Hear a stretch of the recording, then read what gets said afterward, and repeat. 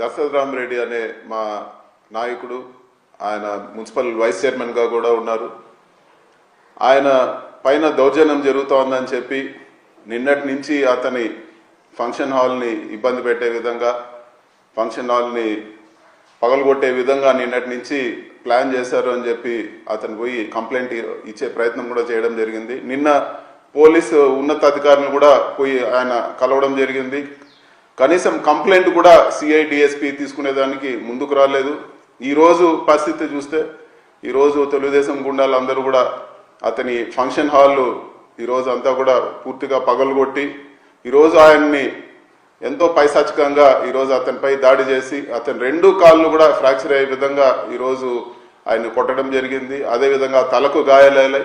చాలా సీరియస్ పరిస్థితుల్లో అతన్ని ఈరోజు తిరుపతి హాస్పిటల్కు తీసుకుపోవడం జరిగింది. ఇంత దారుణం జరుగుతా ఉన్నా కూడా ఇప్పటి వరకు ఒకరిని కూడా అరెస్ట్ చేయలేదు.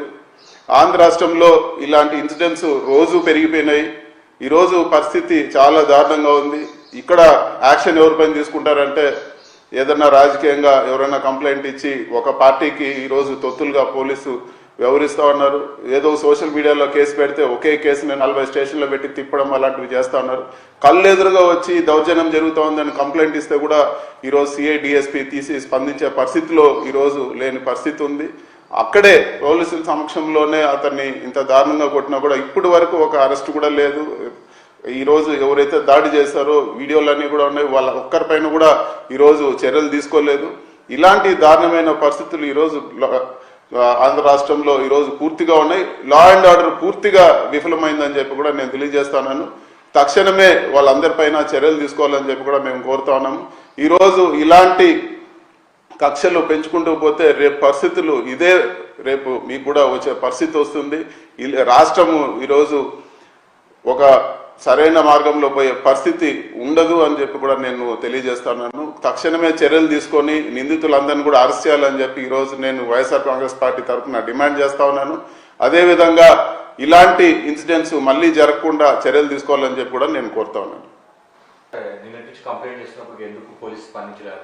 ఈరోజు దశరథరామరెడ్డి గారు వెళ్ళి సిఐ గారిని డిఎస్పీకి ఈరోజు తెలుగుదేశం నాయకులకు తొత్తులుగా ఈరోజు పోలీస్ డిపార్ట్మెంట్ మారిపోయిన పరిస్థితి ఉంది. ఎక్కడ కూడా ఈరోజు ఒక వర్గానికే ఒక పార్టీకే పోలీస్ డిపార్ట్మెంట్ ఉన్నట్టు ఉంది. ఈరోజు వైఎస్ఆర్ కాంగ్రెస్ పార్టీ ఎక్కడైనా కానీ వైఎస్ఆర్ కాంగ్రెస్ పార్టీ కంప్లైంట్ ఇచ్చినా కూడా తీసుకునే పరిస్థితి లేదు. ఇంత దారుణమైన ఇన్సిడెంట్కు ఈరోజు పోలీసుల నిర్లక్ష్యమే కారణం. నిన్ననే చర్యలు తీసుకోమంటే ఈ ఇన్సిడెంట్ ఈరోజు జరిగేదే కాదు, ఇంత దారుణమైన ఇన్సిడెంట్ జరిగేదే కాదని చెప్పి కూడా నేను తెలియజేస్తాను. అంటే అతని ప్రాపర్టీ అంతా కూడా ఒక ఫంక్షన్ హాల్, పెళ్లిళ్ళు నిన్న మొన్న కూడా పెళ్లిళ్ళు జరిగాయి ఫంక్షన్ హాల్లో. ఆ ఫంక్షన్ హాల్ అంతా కూడా పగలగొట్టి 100 మంది పైన వెళ్ళి అతన్ని అందరిని కూడా దౌర్జన్యంగా ఈరోజు చాలా ఘోరంగా 2 కాళ్ళు ఇంచేసి ఆ చేతి కూడా ఫ్రాక్చర్ అయ్యి ఇంత ఘోరంగా జరిగినా కూడా ఎక్కడ కూడా చర్యలు లేవు. ఇలాంటి పరిస్థితులు ఉంటే అసలు పోలీసుల పైన పూర్తిగా నమ్మకం సన్నగిలే పరిస్థితి ఉందని చెప్పి కూడా నేను తెలియజేస్తాను. A new dawn rises in Stonehouse-Pate, where dreams take flight and learning finds purpose. Born from the vision of our directors to create a stress-free learning environment where every child grows with confidence, joy and curiosity.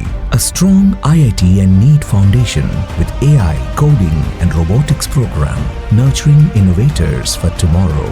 A holistic development with discipline, creativity, leadership, an education that shapes character beyond textbooks, an environment where learning is joyful, teachers are mentors, and every student's journey is stress-free.